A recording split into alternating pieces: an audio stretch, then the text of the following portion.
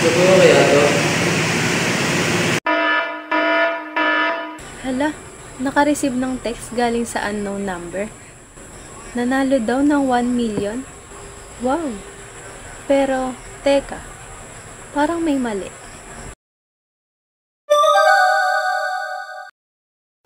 Yung mga phishing emails or message, puro mali ng grammar.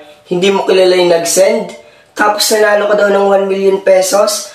Nakakapagtaka, di ba? Gusto lang nilang makuha yung personal information mo. Huwag muna tayong basta-basta mag-click o mag-reply. I-check muna natin kung sino ba talaga ang nag-send. At huwag na huwag tayong magbibigay ng kahit anumang information natin kung hindi tayo 100% sure. Think before you click. Protect your personal information.